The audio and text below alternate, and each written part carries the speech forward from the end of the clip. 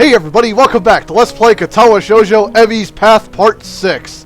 And today we continue our chat with Miss Ibarazaki and Rin. Here we go. And really, you don't have to apologize for not introducing yourself, Miss Ibarazaki. That's really Rin's job in this situation, isn't it? Another laugh from Emi's mother. I take it you've not known Rin for that long, then. It's best not to expect her to remember something like that. She's got other things to think about, I assume. Rin nods, seemingly pleased by this assessment. She's right. I was thinking about sunsets. You see? It's really up to us to make introductions and the like. For a lack of any better response, I nod. Miss Ibarazaki leans back a little on her seat and raises an eyebrow. So, how long have you and Rin been dating? My response consists of silence as my brain suddenly lurches into gear, but just before I can begin to utter a hastily babbled explanation, Emi's mother bursts into laughter again. Ha! You're a blusher, aren't you? I don't know if there's any way to keep my dignity in this situation, so I settle for a mumbled response. Maybe. So this must be a new romance then, mustn't it? Wait, that's not the question that... Another laugh. I know, but it's funny to watch you squirm. I'm sorry, forgive an old woman her amusements. Old woman? She sure doesn't look that old to me. Clearly Emi gets her youthful features from her mother. I suppose I can let it go. How kind of you. It's starting. I direct my attention to the track where they are prepping for the first sprint. It looks like the 400-meter dash. My eyes scan the runners before finding Emi. She's smiling with an almost cocky look on her face. The starter raises his pistol. Emi explodes off the block, disappearing from the starting line in a blur. It's amazing. Even as the other sprinters converge on the lanes closest to the inside line, Emi surges to the front of the pack. By the time she rounds the final turn, some of the other runners have caught up with her. Their efforts come to naught, though, since a final burst of speed from Emi leaves them at least half a second behind. Miss Ibarazaki whoops and shouts, applauding wildly and generally looking like any other parent cheering on their child. Emi bounds off the track, looking pleased with herself. I cheer right along with the rest of them. The announcer, sounding suspiciously like Misha, gleefully gives the results. I think she's gotten faster since the last time. That was incredible. Miss Ibarazaki grins proudly. Emi's a heck of a runner. We fall silent as the next event is being prepared. I'm surprised to see Emi striding out onto the track again. Wait, didn't she just run? Emi's mother nods. Yes, but she runs multiple events for the team, especially the sprints. It's a lot of running, but Emi can handle it. From the looks of things, she's right. Emi doesn't appear to be tired, as if she hadn't run the previous event at all. If not for the sweat visible on her shirt, you'd never know. Which event is this? It's the 200-meter dash. She'll do this one, the 100-meter, and the relay. I see. Once again the pistol sounds and once again Emi flies off the block. A thumping sound draws my attention away from the race. It's Rin's foot. She seems completely absorbed in the race. Emi's mother cheers again and I assume that the race is over. Sprints don't seem to me like they take very long to complete. Your foot. Your foot was bouncing on the bleachers. Oh. You seem pretty into this stuff. I'm surprised. Rin looks at me quizzically. Why wouldn't I be? No reason, I just thought stuff like sports wouldn't interest you. I suppose you're right. It's not that interesting. But I'm watching Emi, not the sport. I don't follow. Emi's the most Emi when she runs. You don't get to see Emmy at her Emmyest very often. But here, you can. See? She directs my attention toward the track again, where the 100-meter dash is about to start. I watch Emmy closely. As she gets onto the starter blocks, her whole body seems to relax, but it's a false relaxation. I can see that she's actually like a coiled spring. As the starter tells everyone to get set, her head snaps up and her eyes narrow slightly. Her mouth curls upward in what could be a grin and could be a growl.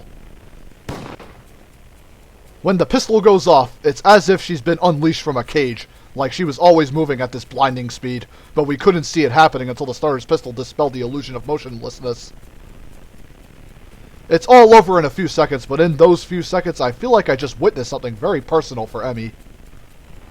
As soon as she's crossed the finish line, the fierce look was replaced by her normal grin. The conquering general returning to his farm. Amazing! She's really amazing. I've never seen anyone move that fast. Well, don't look at me. I'm far too relaxed to run that fast. No, I think Emmy's prowess all came from her father's side. At the mention of Emmy's father, Miss Ibarazaki looks wistful, almost sad. He got her into running, you know. Yeah, she told me.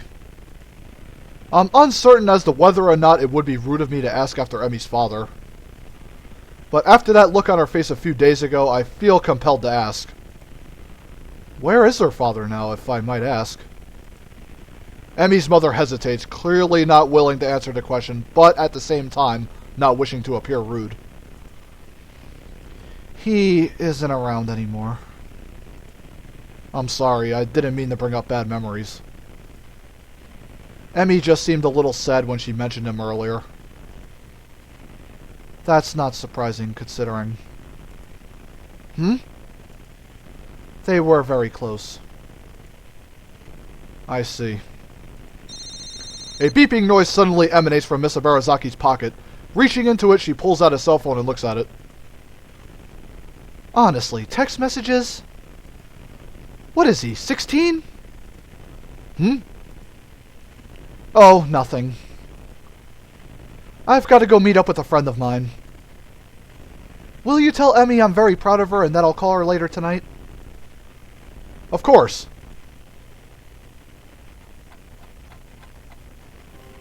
I'll admit that I zone out for a while. I almost don't notice that the relay's about to begin, but when I look I can't find Emmy. I thought that Emmy would be running the relay. She runs anchor.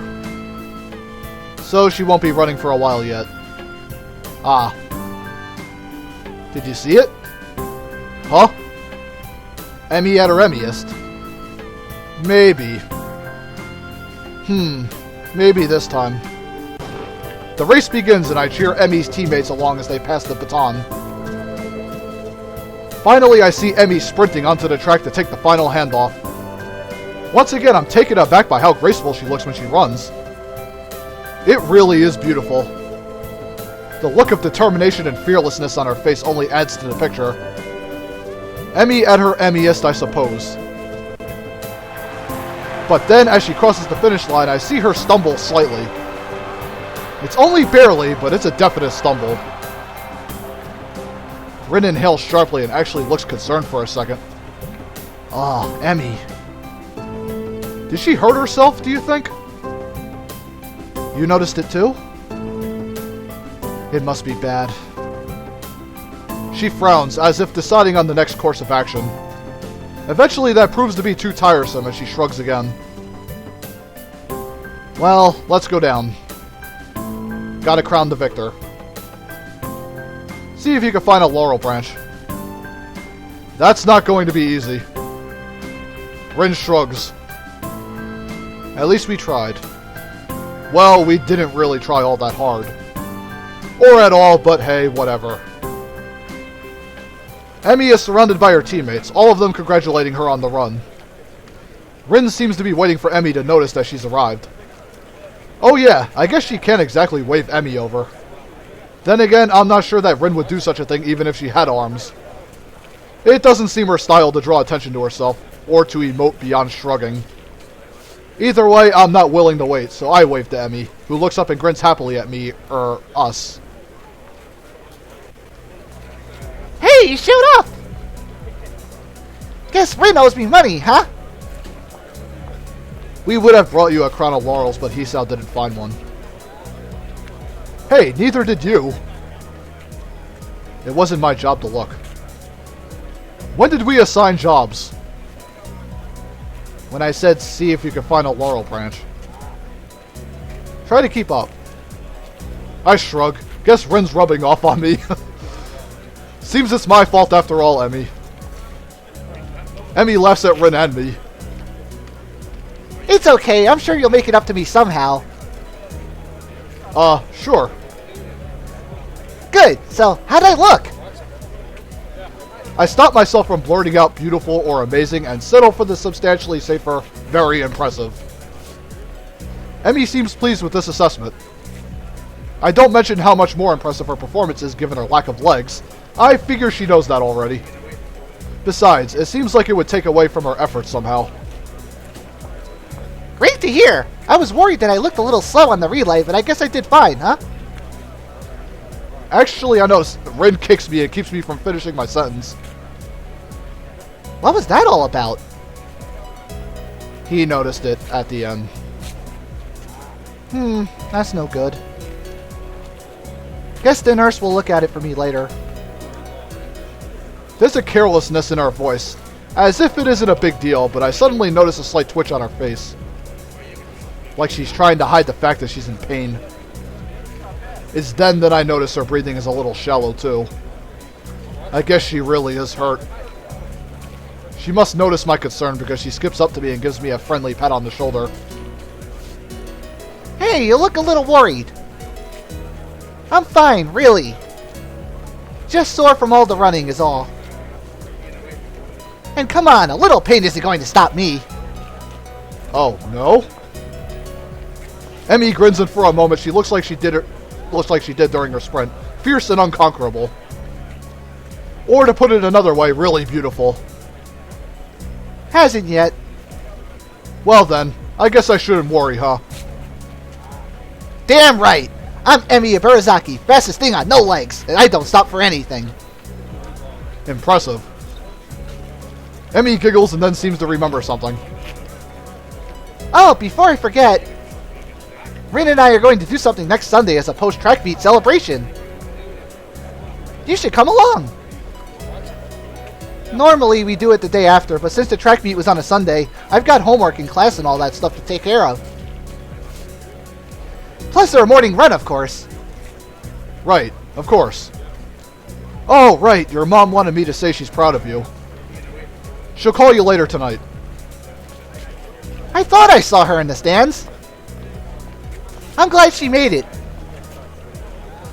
Used to be my dad who showed up to my meets, but Mom's done a pretty good job of taking over. She shivers slightly and I realize that she's still all sweaty. A breeze has started to blow too.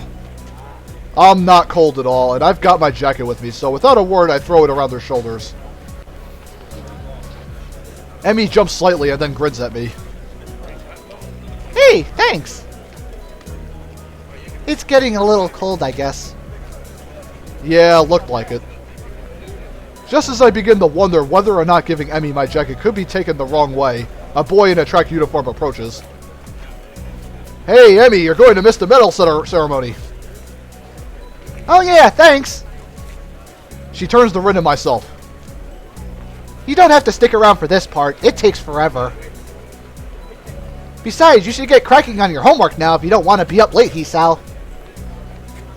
Morning run tomorrow, don't forget. How could I? Good point. I mean, it's spending time with me after all. With this, she waves quickly and dashes off to receive her medals. Or whatever they pass off as a medal these days. Rin and I head away from the track, Rin remaining deep in whatever thoughts she has for most of the walk back to her dorm. As I see her off, she speaks up. You're probably not getting that coat back, I think. I'm sure I'll get it back eventually. Interesting. Take it as it comes, huh? Very Emmy-ish. With this odd statement, she turns and heads into the building. Honestly, was it that big a deal? Emmy was cold and, unless I'm mistaken, in pain. Giving her a solution to at least one of those problems seems like an obvious reaction. Though, I guess there is a chance I could lose my jacket if Emmy never remembers to return it.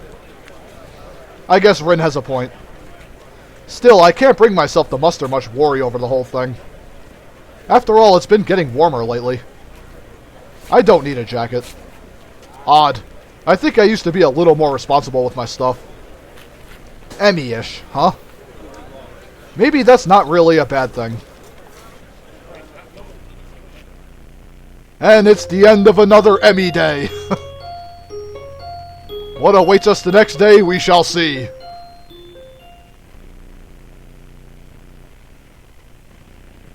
You haven't been forgetting to take your medicine, have you? I'm catching a little murmur. You should take it easy for a few days. The nurse's words hurt me far more than the exhaustion of the morning run ever could. Take it easy for a few days? I knew I should have kept quiet. I keep my eyes on the floor, feeling like a complete idiot. Of course I hadn't been remembering to take my medicine. I've been rushing out of my room to get to the track before Emmy. After the track meet a few days ago, I felt inspired. So I've been running warm-up laps in the morning before Emmy shows up. But then today, while she and I were running, I felt a little pain in my chest. It was only slight, and it was only for a second, so I mentioned it to the nurse. Honestly, it wasn't that bad. I mean, I kept running and finished just fine, so really it couldn't have been that bad. Why do I feel like I'm making excuses to the nurse? Moreover, why do I feel a need to justify continuing to run despite the pain? Really, it comes down to my being unwilling to concern Emmy, who seemed concerned anyway. I'm not sure how she was able to tell there was anything wrong, but she claims I stumbled a little. She's the one who insisted I tell the nurse, so now I feel bad for worrying her at all. The nurse is shaking his head ruefully while Emmy paces outside the room.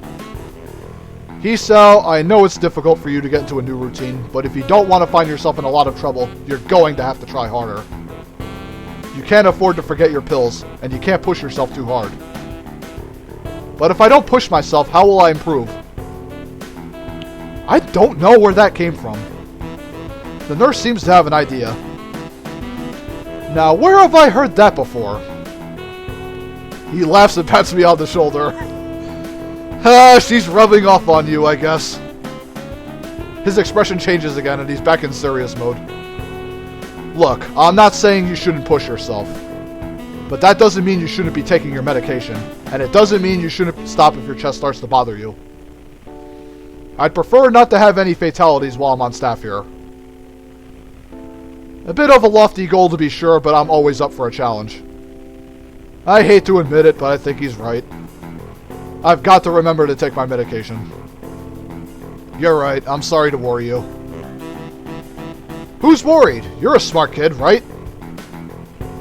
I know you could be responsible, Hisao. A situation like yours, you've got to learn to be responsible fast. I know. His expression suddenly becomes devious. Oh boy. I suppose you've started to enjoy your runs with Emmy then, eh? Yeah, they've really been helping me. I mean, until today I was feeling a lot more healthy. Plus, it's really impressive to see Emmy run. Did you see her at the track meet? She was incredible. The nurse nods, grinning all the while. That she was, Hisao. I watched her first couple of races before I had some business to take care of, but she told me all about it. Kind of you to loan her your jacket, by the way. Huh? Oh yeah, it wasn't that big of a deal. I had honestly forgotten all about that. I still haven't gotten it back. The nurse gets a smile that makes me feel like he's just made a joke. Not to you, but Emmy certainly appreciated it. And I know she appreciates you running with her in the mornings. This one catches me off guard a little. Sure, she mentioned that it's easier to keep to a schedule with an extra person, but I didn't think that I was doing her a favor at all. I thought she was doing me the favor of helping me follow the doctor's orders. She tries harder when you're around. If there's someone else running with her, she's going to push herself more. And she tries even harder when you're around because, well, it's you. What the heck does that mean? Oh ho, you'd love to know, wouldn't you? He laughs in the style of evil megalomaniacs. No, seriously, it's because you're her friend. If Rin ran with her, I'm sure she'd do the same. Well, probably. But that's not the point. The point is you're helping her, even if you don't know you are. And she's grateful for that, even if she never says it. What do you mean, even if she never says it? Emmy doesn't talk a lot, but she and I have known each other long enough that I can read her most of the time. I'll admit it, I have no idea what he's talking about. Emmy always seems pretty talkative to me. I see. The nurse suddenly realizes that he's been rambling and stops talking, looking a little embarrassed. Anyway, you don't have to stop your morning exercise. Just walk the track instead of running for a few days. Let things calm down. And take your damned medicine. I laugh as I exit the office, bumping straight into Emmy. Whoops, sorry about that. Are you okay? What did the nurse say? Do you need to go to a hospital? Oh my gosh, it was my fault, wasn't it? I've been pushing you too hard, haven't I? I'm a horrible person! The words pour forth like a torrent. She's really agitated. I didn't expect her to be this concerned about me, to be honest. Gotta calm her down, but how the hell do I do that? I do the only thing I could think of. I give her a hug. Aww. Emmy tenses up slightly, so I pat her head in what I hope is a reassuring manner. Hey, settle down. I'm fine, okay? No worries.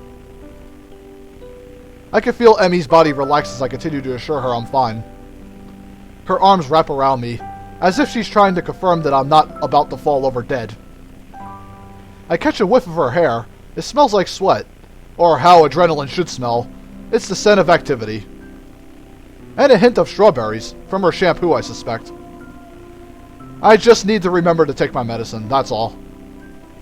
Don't worry about it. It's not your fault. You're sure? Her voice is muffled, mostly because at the moment her face is pressed into my chest. Yeah, I'm sure. I just need to take it a little easy for the next few days. It suddenly occurs to me how close the two of us are. It also occurs to me how nice being this close feels. I can feel Emmy's heartbeat calming down, and I have to resist the urge to rest my chin on the top of her head. Thank goodness. You really had me worried there, Hisao. Emmy, you going to come in here anytime soon? Oh, I'm sorry. Was I interrupting?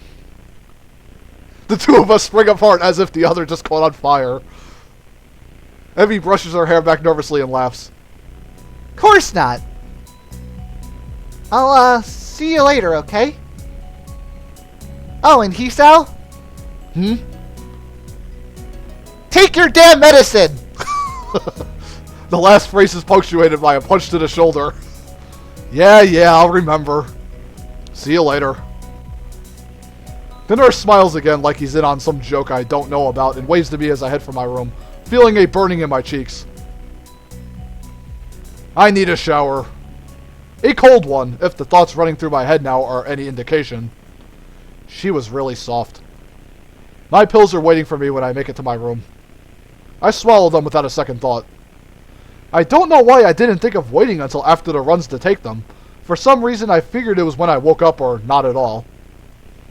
But no, they only need to be taken every 24 hours. The exact time of day doesn't factor into it. My thoughts drift back to the hug in the hallway. It's weird. You'd expect someone to smell foul after a run, but for some reason, Emmy smelled right. That tinge of sweat just seemed to fit her. I really need that shower. Make it a really cold one, Hisao. I don't know if it's signs of him falling in love with her yet, but could be close. Maybe infatuation for the moment, I don't know.